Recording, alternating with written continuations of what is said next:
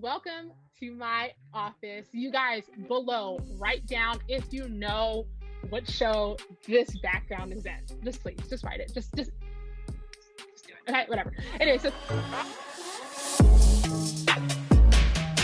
today we are talking about how to find a summer associate job, and these are all the tools that I used. I applied to 100 jobs, and the only reason I was able to do it was because I was able to figure out what law firms I needed to apply to, and it allowed me to execute and have a plan. Let's go. So we are talking about the law firms. Okay, law schools are ranked. Guess what? Law firms are ranked. So go on Google and you put Vault law firms rankings. You will find a list of the top 100 law firms. Great, helpful things about this. I'm just going to straight up go on the overview. Here on the right side, the base salary for all of the offices. I think that's so important to you guys to be able to know, like, okay, what will I make my first year, my second year, my third year, my fourth year, if I stay up to my 7th year. This is helpful. So some firms will have this, everybody's going to make this lockstep approach, and other people, they kind of change it after year 2 or 3. So you know what you're essentially signing yourself up for. You're going to go to the summer program. It's going to say, oh my goodness, you can't get in because you don't have an email. Put your law school email. So here you go, a wealth of information here. You're learning what other people are saying. These are law students that work there this summer, and they're telling you their thoughts. So this is good if you're like, especially if you have multiple offers and you just don't know, you're getting the thoughts of people that are working there, and it tends to be anonymous. It's not anonymous when there's 2 people at a firm, and I don't understand why you guys be sending me these surveys when there's 2 of us. But it is helpful to see what other people are thinking of. This is the bread and butter, especially if you're thinking of an AM100 firms. You should be utilizing this resource. It's called the NALP directory. Okay, so the NALP directory is National Association of Law Placement. That's what NALP directory stands for. They have 3 main purposes. Yeah, I'm going to tell you those 3 main purposes before we get straight into the nuts and buckets of what we are here for. Fair and ethical hiring process, and you're going to see this in the actual directory and how useful it is, and how I'm going to show you the important factors that I'm considering and that you should be looking at as you are applying to these law firms. They also do a professional development, and also lastly, they have a belief in diverse and inclusive legal practice. Okay, but y'all probably don't care about the other 2, so let's look at the number 1.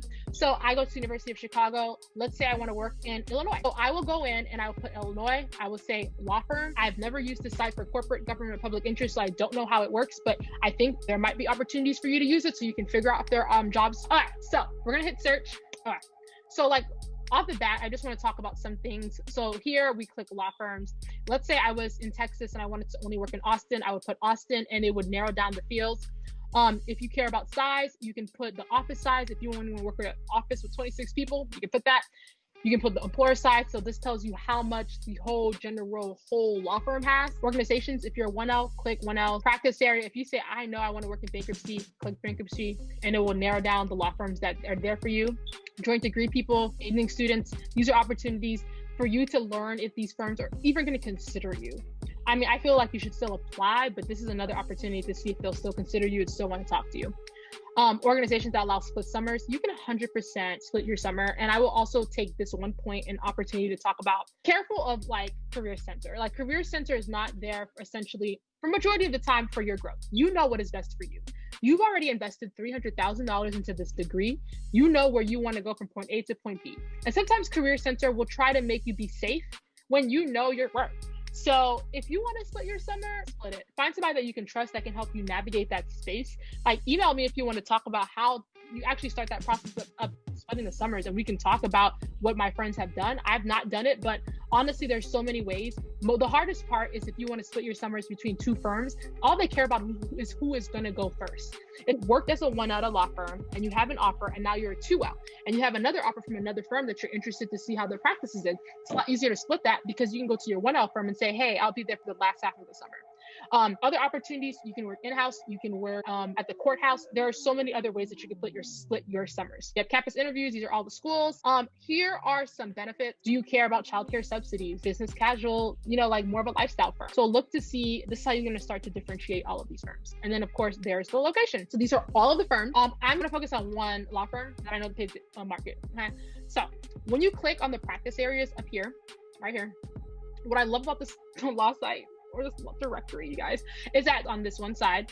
And this is the practice areas. And in it, it tells me the practice areas. It tells me the practice groups, the number of partners, counsel, or just senior associates. That's you. You're more likely going to be an associate, right? So as I'm picking a firm and where I want to work for, I want to make sure that there's enough work for me. Like, how do I make sure that a firm picks me? This is how you make sure, right? So like regulatory and enforcement, they have one partner and they have 2 associates. I'm not going to write a cover letter telling them I specifically want to do this, because it seems like this is not where most of their work comes from, especially in the Chicago office, which is very different from like the M&As and private equity. There's 23 partners, but there's 43 attorneys. Look at this litigation, 47 partners, 71 associates.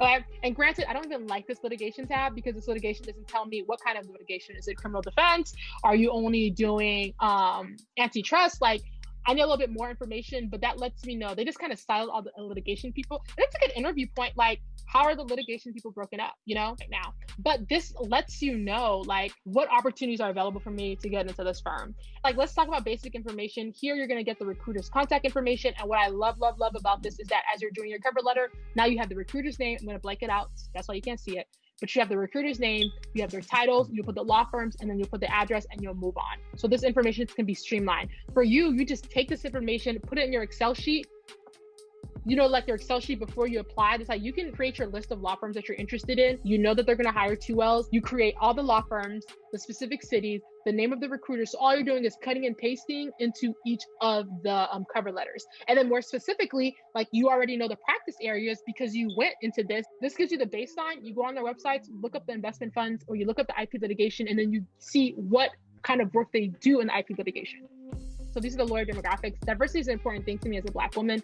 I also have a Black husband, Black children. So options to look at, because it tells you about 2 or more race, persons with disabilities, LGBTQ, veterans, Black, white, Latinx. And I think this is important because you don't want to see, especially on Vault Law, they're like, they got number 1 for diversity, and then you get to the Chicago office and there's 0 Black people, right? Or 0 people that identify as LGBTQ. It's going to be hard for you. So you guys should know up front, like, what are your limits? Can you work in an office in which I'm the only person? And if you're okay with that, go ahead and apply. We saw in the Vault that they wrote down all of the, how much each person was going to make yearly. So here it tells you the compensations for 2020 for the first year associates, but you care more about what you're going to be making as a summer associate. But here you'll know, I think Vault does a better job of telling you how long the summers are. It's usually minimum 5 to about 10 weeks. So this one doesn't tell you, but here at least you know how much money you're going to be making, and you can look at these other benefits. For some people, like I said, do you care about business casual? Do you care about medical insurance, long-term disability? You start to see what they're offering you. They're offering you a computer, they're offering you a PDA. Thanks to this in Chicago pre-tax parking and transit program, which might be important to you, depending on the city that you're working in. So this is how you're gonna start to differentiate all of the different law firms. Other tab, these are the last, I'm only gonna talk about 2 more. These are the ones important to me. And you have access to the site. Like, I'm showing you how to use it, but these are how to navigate the spheres, okay? Recruiting and hiring, right? For me, I want to know who my competition is, right? And I think this does a really good job of telling you, like, in 2020, our expectations, we are only trying to hire 38 2Ls. We're only trying to hire 1 1L, right? This is so important because now you know how many law firms do I need to apply to, right? If this is all a number game, right? Like, who do I need to invest my time with right now and start building out relationships and start building out lines of communications and networking, so that if I'm one of one person that they're hiring, then I have a better chance of them saying, oh, Nathalie, I know who this person is. Let me reach out to her, right? Because she has good grades. She goes to a good school. She's doing a lot of great things. Like, she has been active about trying to get involved in my organizations. To me, I think of BigLaw, and I hate to make this analogy, but like, I'm in a Black sorority. It's like the same thing. Like, you need to be reaching out. You need to be showing that you're interested. And so that is what this tab is telling me. How many people are they hiring and who I need to go against? And there's a lot of other great resources in here that you should look at for. Lastly, the ones I think are important are the hours and work arrangements. When I was a 1L, I had a friend.